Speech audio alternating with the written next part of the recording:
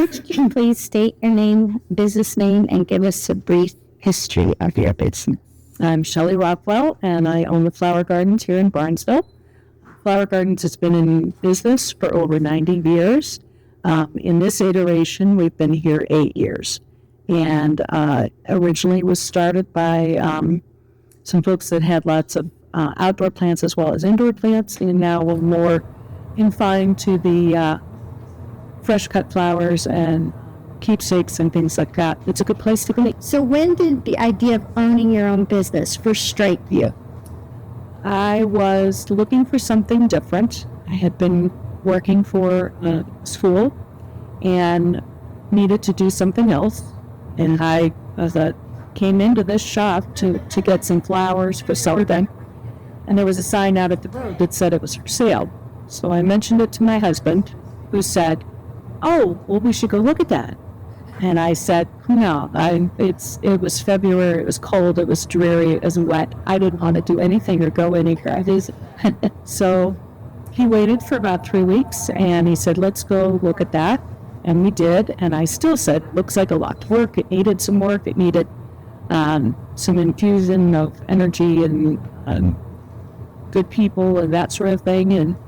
But I said, "Well, let me sleep on it, think about it." So at 6:30 in the morning, I was jostling him awake to say, "Let's go buy a flower shop."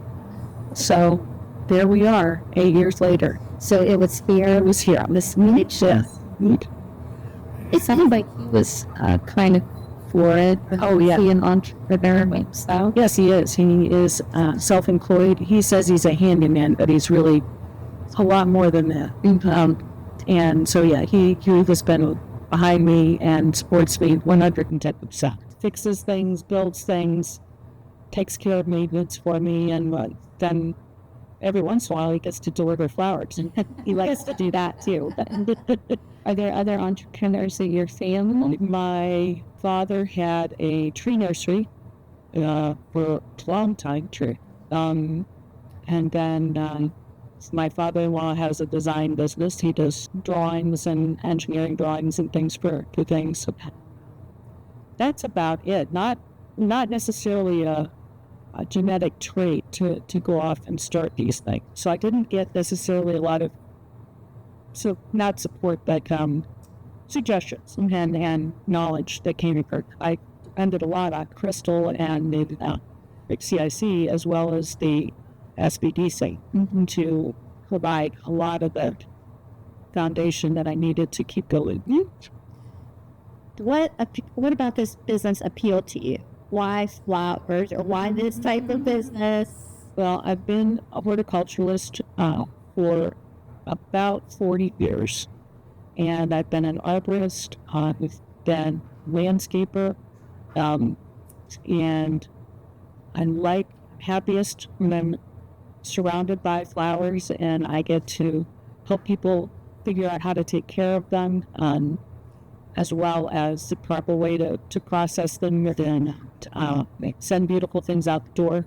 Most people are not angry when they receive flowers. It doesn't usually happen. Right? So it's a joyful enterprise all year round, and I'm very. So I guess tagging on that, how do you define success?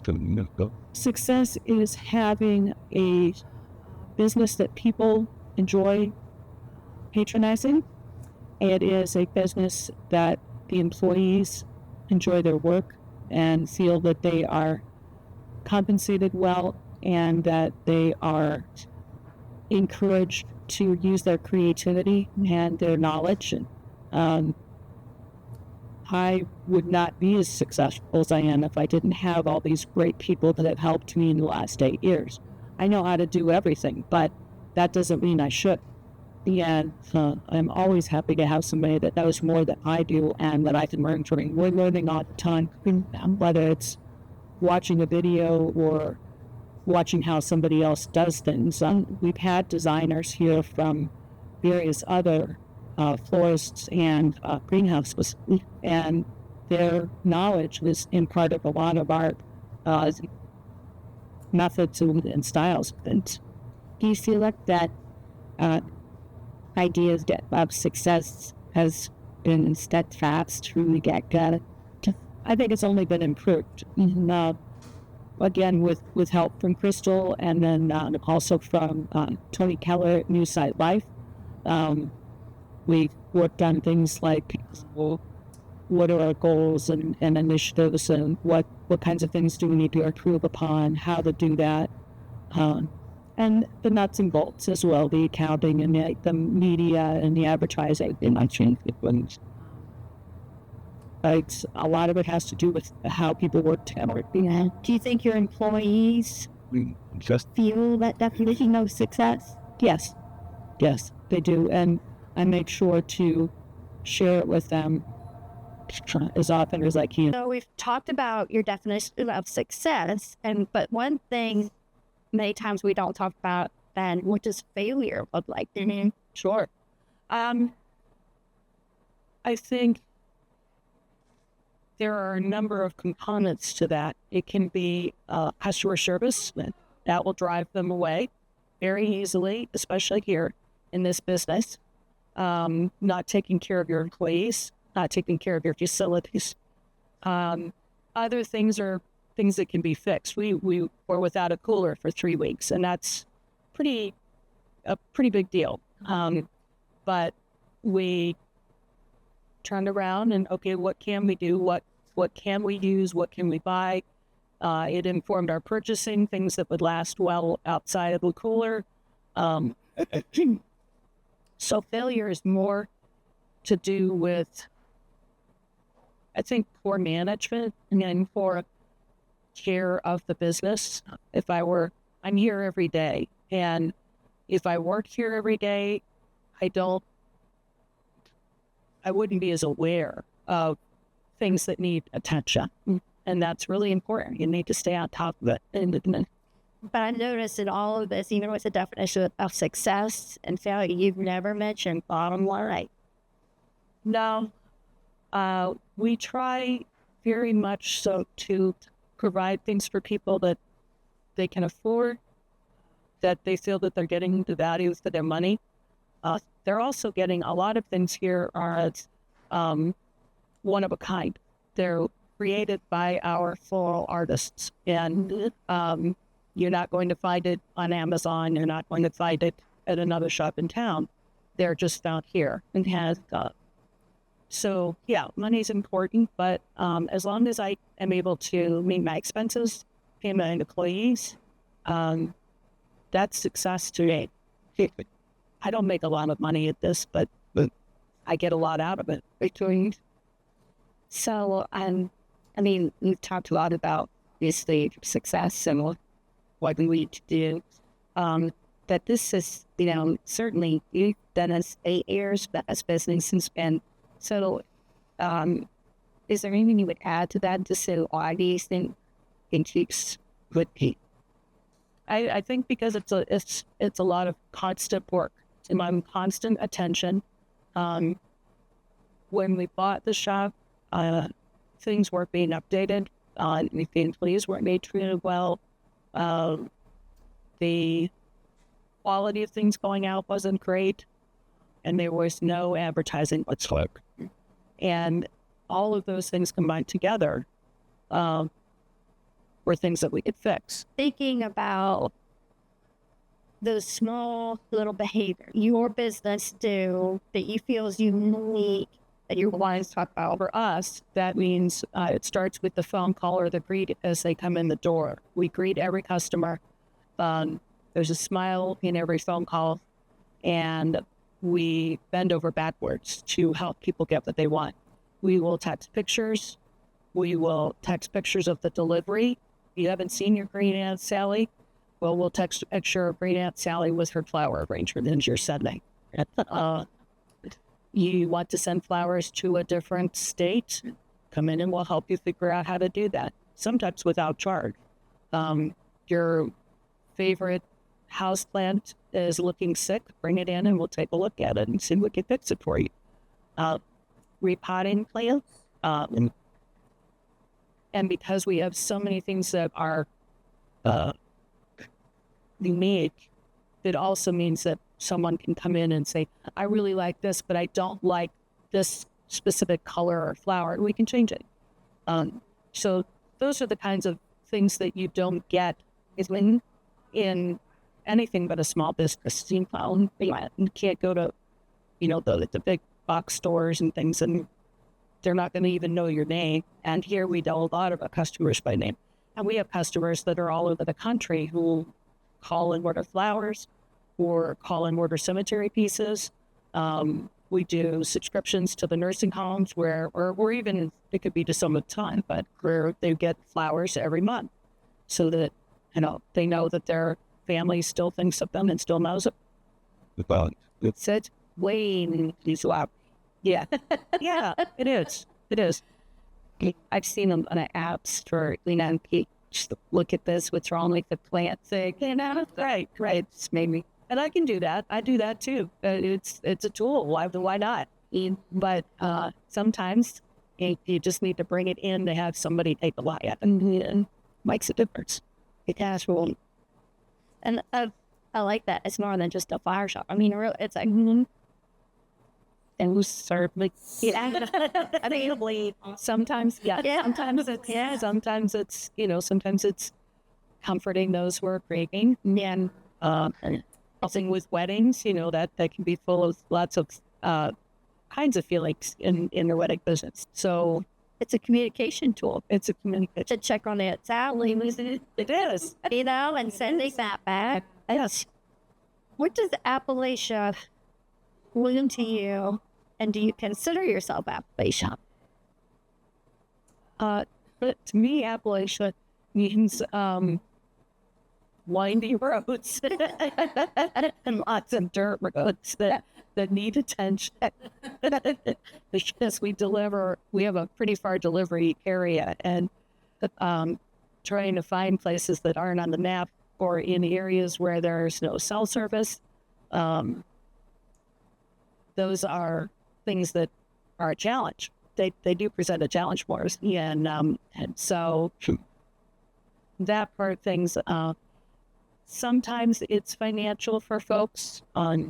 Certainly not. We're not getting the prices and things that the big city shops get, and I get it. I understand. I can't charge them 5 times what we can do it for here. And we warn people. I mean, if I call out an order or someone wants to order elsewhere, I say, our prices are really pretty reasonable. So don't be surprised if the delivery charge is higher or if they have a minimum amount of money before they would deliver. So other than that, I think Appalachia itself doesn't present any challenges so much. It's a beautiful area. It's small towns, people who know each other. People value those connections with each other, knowing who your grandma was and who we lived next door to, or where you went to school or whatever. Do I consider myself Appalachian? Cool. I don't know that I consider myself anything. I'm just Shelley. I just happen to live here. What advice would you give to someone wanting to start a business, or who maybe has a business but is struggling? Do your homework. You need to talk to banks. You need to talk to a corporation. You need to talk to Small Business Administration. You need to talk to Chambers of Commerce, and to ask what? Well, you need to know if there's a need for your business, if it's going to fly. You need to be sure that you have enough money to not make any money for a while. I don't remember what the saying is now. Years ago, it was 5 years of money put aside before you would start to see a profit. Good support, whether it's employees or family. Everyone says that, I can do this all myself, and you can to a degree, and you can work within your limits, and that's fine. I choose to have people here. I choose to employ people. a lot of people get into business because, and let's take your business, for example. Well, I like flowers, I like arranging. And so they have this hobby and they think, I'll just get into business. Right. But in reality, once they start the business, how much time do you get to spend on that hobby piece? What drew you to it to begin with? The joy piece. Yes. Yeah, that's very true. And I did come into this knowing that I didn't know a lot about actual flower arranging, but I hired people that did. And so that's right. I have to do all of the purchasing and figuring out and budgeting and all that sort of thing. And so I don't get to design as much as I'd like to, but I love watching my designers work and helping. We all critique each other's work and support each other in what we do. So that makes a big difference. I think a lot of entrepreneurs, small business owners, think that they're going to go in. It should either buy a whole bunch of really great stuff that they love and make, and everybody's going to love it because I love it. Well, that isn't necessarily true. And not all of your customers have the same type of aesthetic. And so you have to work with what that is, and you have to be there. You have to be open. You can't just have a storefront with no hours, no operating hours that are regular. Just on a whim, people want put that on their radar to stop, because if you're only open once a month, no, I think I'm not saying we did make a decision to shorten our days and to close on weekends. And that was after a lot of thought. It was after about 4 years of work, of working a lot more than that. And it's worked out well. And if somebody calls and needs something, I'll wait just until they come, or I'll meet them early. It's not a big deal. But those extra few hours really help me be able to recharge and get my paperwork done, get my ordering done, and that sort of thing, without having to be completely stressed out by it. Okay. But you made those decisions based on data. I did. You knew what the slow times of the day were. We knew that we really weren't delivering after a certain time. And so if we weren't delivering, were we getting orders? Not so many, and they were often for the next day. Didn't need to go right away, so we can make them fresh in the morning. And paying somebody to sit here and wait for the phone to ring just wasn't a good idea. You were asking about customer service. Another thing is that we have an answering machine, and can we answer those messages? So I needed it to happen because I felt like I wasn't having any time to myself, and it was going to suck the joy out of it for me. And that I need to, I want to continue to do this. But I think that's important. You noticed what you as the owner needed to be successful, to keep long term. Yes, right. You recognized in yourself that you had to take care of your mindset. Right. And I think that's very important, because so many times business owners feel like they have to respond to every text and exactly do this, do that, and or have their fingers in everything. Yeah. And I don't. If we make a mistake, I'm the one that calls and apologizes and makes up for it. But we also, have checks and balances before things go out the door. Everybody, can we look at this? Everybody, and what do you think about this? Is this okay? And so we have really good time return business trade. You mentioned about obviously customer service. I mean, all of them, but we said agree. So, as obviously as a lot of times your employees are faith of women's way. So it's important there, right? And so how do you feel like create that atmosphere. And they really do answer with a smile, and people are happy to come to them. And Training. It's we have a handbook, and then we have a script if it's needed, so that they know how to offer flowers, how to offer orders, how to explain what we have. Again, we have so many unique things that you can't describe everything over the phone. yeah, But again, when you're looking for a truck, well, let me take a picture and I'll text it to you, and you can see if that's what you want. But training the employees, and it's what to say, what not to say, to maintain privacy and confidentiality for customers, and to be clear with them that when I'm critiquing or I'm finding something that is right, it's not a reflection of them as a person. It's just a reflection of the work, and this is how it needs to go out the door. So I'm not angry at you. I'm not upset. I'm not going to fire you for it. You're going to make lots of mistakes, and we're just going to fix them and make sure that you're going to learn from them and things. I tell my employees that I don't get angry with them, and I don't really, unless there's something really egregious. There's no need to be shouting at people. There's no need to be yelling at people or punishing people.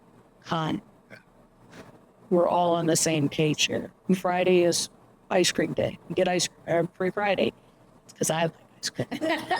Thankfully, I now have people that like ice cream as much as I do. So we do that. how many employees do you? I have 4 part-timers right now, and then I have some folks that I call in for holidays and things. In Valentine's, as it was for a desk bill, your wedding for wedding student. How big of a delivery? We go as far as, we tend to try to keep it within half hour, 40 minutes from the shop. We have expanded recently, so we are now going as far south as Malaga and Belmont and Jerusalem. We go as far west as the other side of Salesville.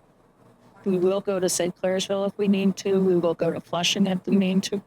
We have to charge for the delivery, and it's not going to be cheap. But if that's where you want and you want us to do it, then we will do it for you. I think it's interesting.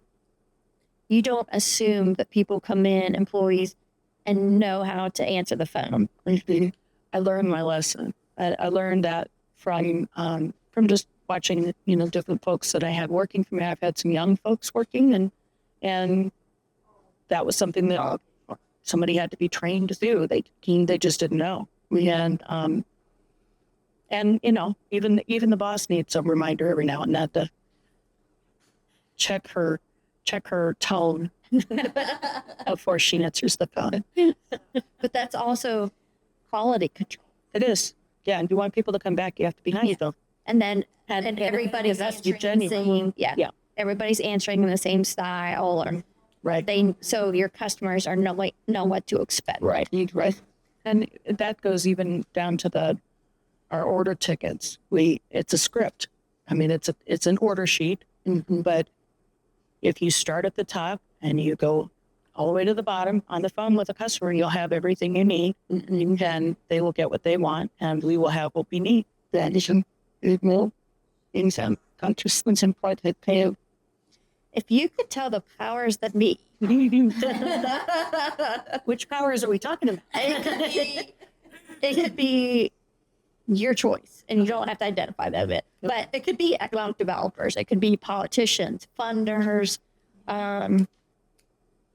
anything. If you could tell them anything about small businesses, communities, that type of thing, what would it be?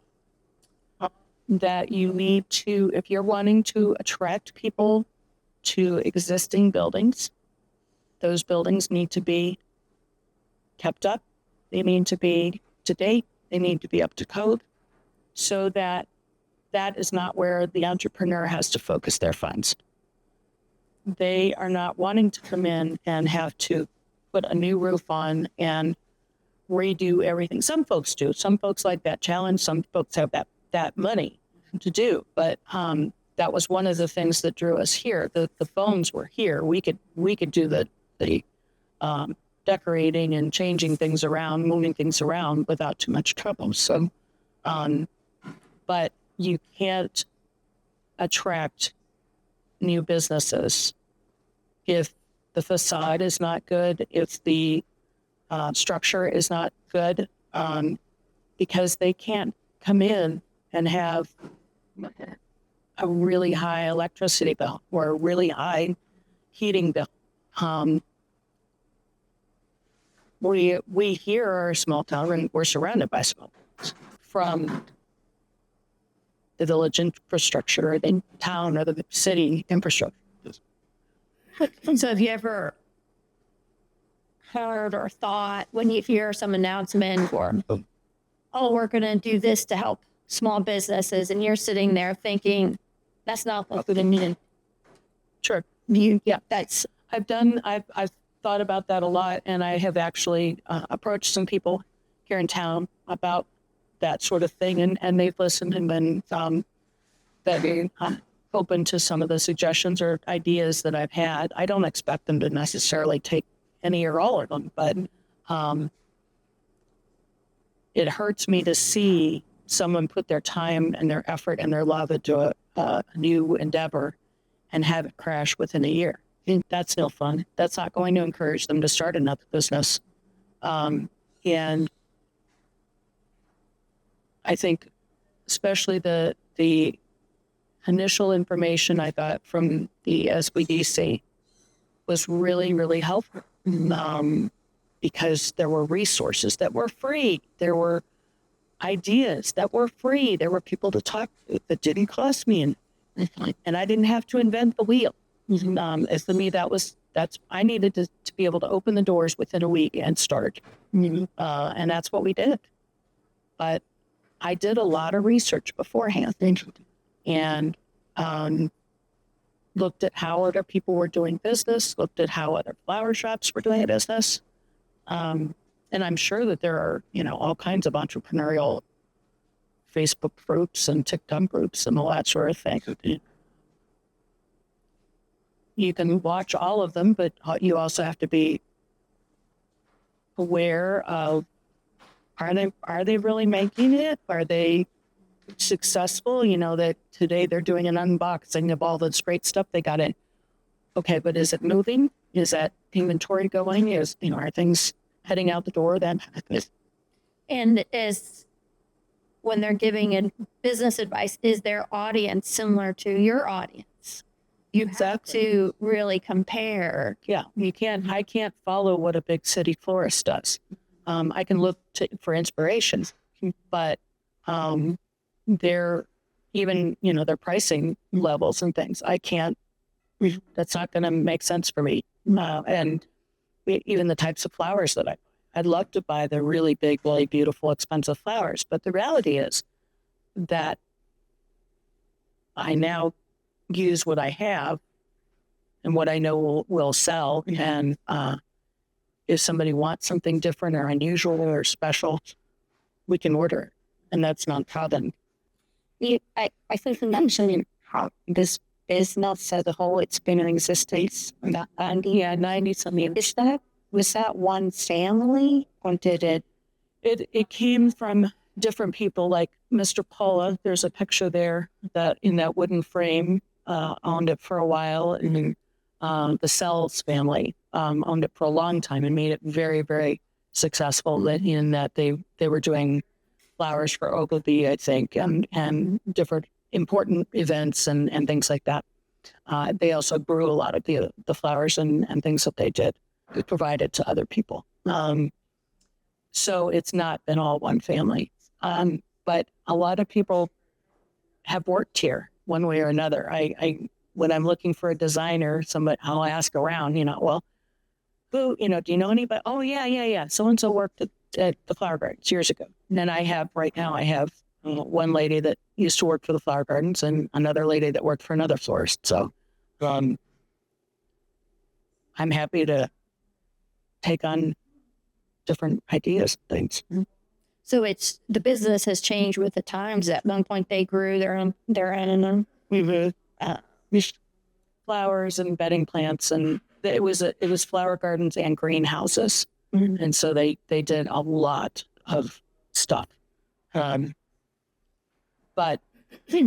at one point, they got out of the greenhouse business and just decided to do floral, and so that's been 3 years ago that changed. Okay. You think of anything else? Anything else that you'd like to share? Like them, ask questions, get help. There are lots and lots of resources out there. You have to look for them, but there are people that know where to get them. Yeah. Thank you so much. You're welcome. Appreciate it.